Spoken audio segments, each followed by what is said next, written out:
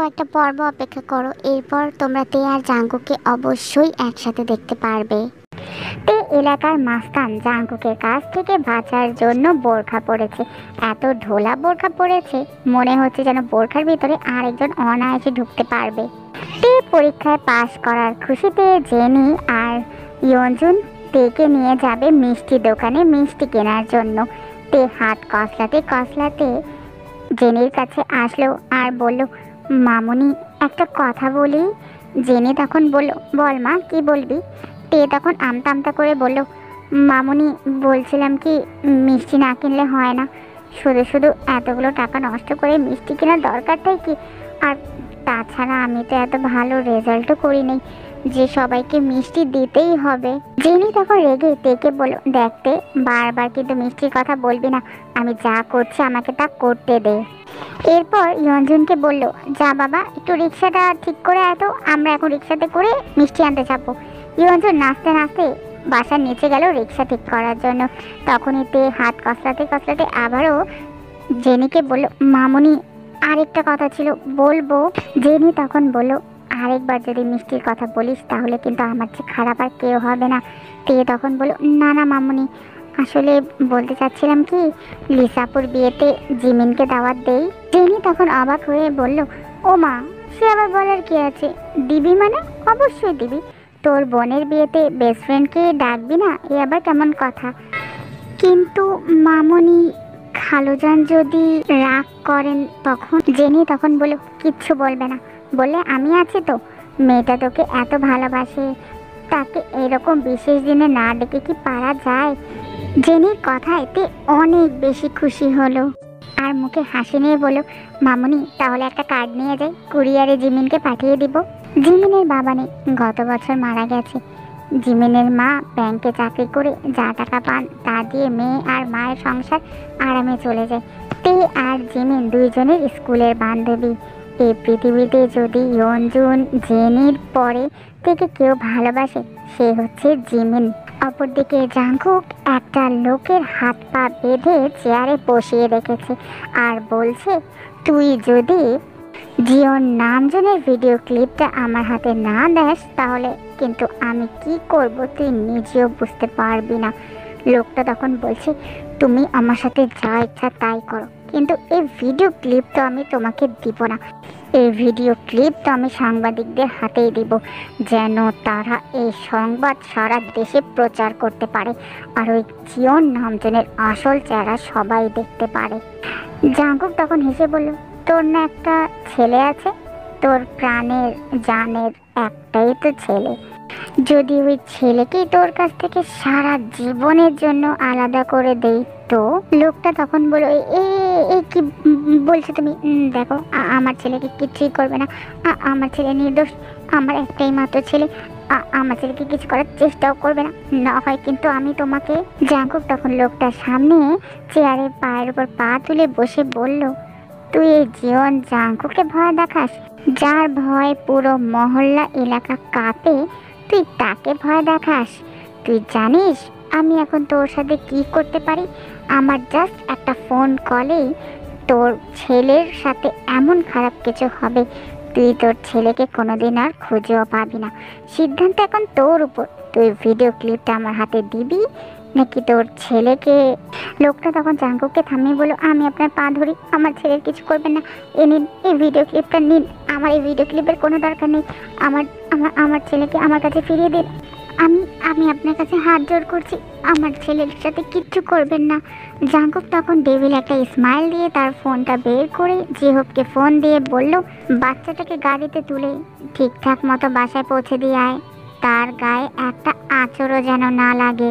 Jungkook তখন chair থেকে উঠে লোকটার মুখোমুখি দাঁড়ালো আর বলল, রাষ্ট্রমন্ত্রী জিওন নামজনের একমাত্র ছেলে আমি, জিওন জাঙ্কুক। মাস্তান জিওন জাঙ্কুক, নামটা মনে থাকে যেন। জাঙ্কুক তার বাবা জিওন নামজনের কাজটা শেষ করে এরপর সে তার আড্ডা দেওয়ার স্থানে চলে আসলো। এসেই সিগারেটের প্যাকেট থেকে সিগারেটটা বের করে সিগারেটের ধোঁয়া ছাড়তে লাগলো। ঠিক অমনি তাদের সামনে দিয়ে রিক্সাওয়ালা রিক্সার হর্ন বাজাতে বাজাতে জাঙ্কুক সামনে দিয়ে চলে যাচ্ছিল। রিক্সার হর্ন কানে লাগায় জাঙ্কুক বেশ বিরক্ত হয়ে একটা বাজে ভাষায় গালি দিল। কাই তখন রেগে বলল, ওই শালা থাম, আজ তো তোরে। এই কথা বলে কাই একটা পাথর ছুঁড়ে মারল রিক্সার দিকে।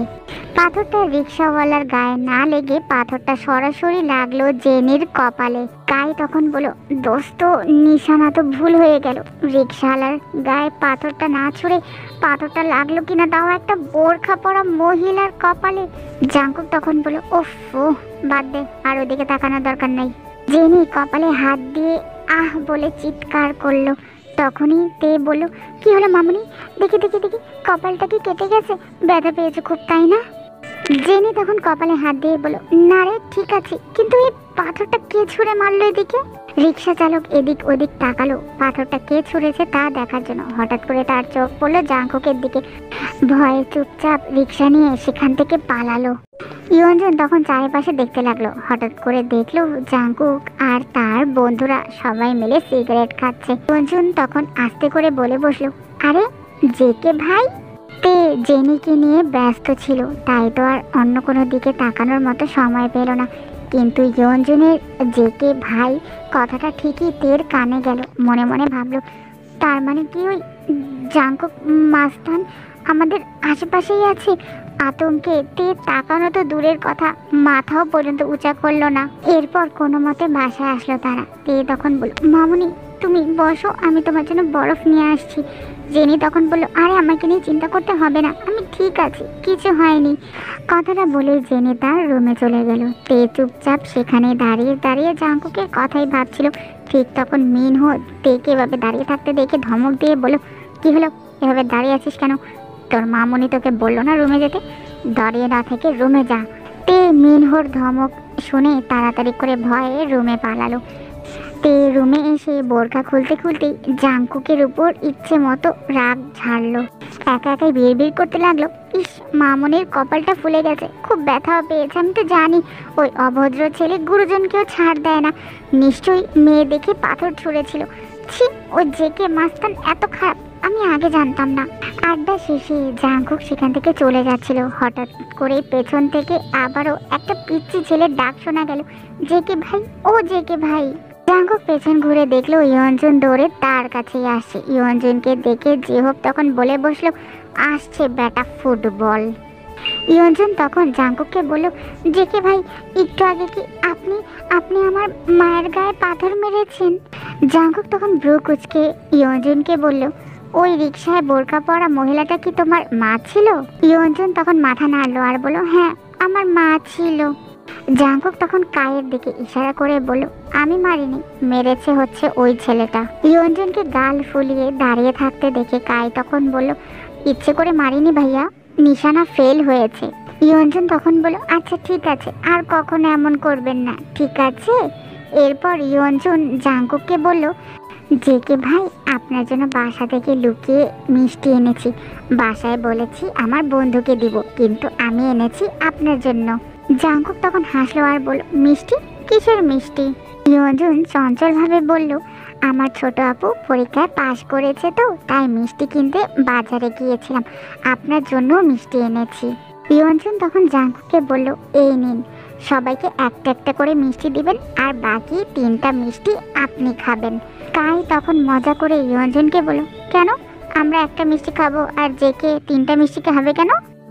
হাসতে হাসতে বলল, কেন আবার, ওই দিন না জেকে মাস্তানকে তার দুলাভাই বানিয়ে গেল, তাই তো তার দুলাভাইয়ের জন্য 3টা মিষ্টি এনেছে, আর আমাদের জন্য এনেছে একটা একটা করে। তখন মন খারাপ করে বলল, তার হবে না জেকে ভাই, আমার ছোট আপু আপনার মতো গুন্ডা মাস্তানকে একদমই পছন্দ করে না। আমাকেও বলেছে আপনাদের ধারের কাছে না আসতে, কিন্তু আমি তো লুকিয়ে হলেও আপনাদের কাছে ঠিকই আসবো। জাঙ্কুক এরপর বলল, আচ্ছা ঠিক আছে, সন্ধ্যা হয়ে যাচ্ছে, তুমি এবার বাড়ি যাও। ইয়ঞ্জন তখন বলল, সামনের সপ্তাহে আমার আপুর বিয়ে, আপনারা সবাই আসবেন কিন্তু। এত হাসি ঠাট্টার মাঝে জাঙ্কুকের হঠাৎ করে ফোন বেজে উঠল। স্ক্রিনে দেখতে পেল জিওন নামজনের নাম। জাঙ্কুক পুনরায় গাড়ির জিপে বসে বাকিদের রেখে সেখান থেকে চলে গেল।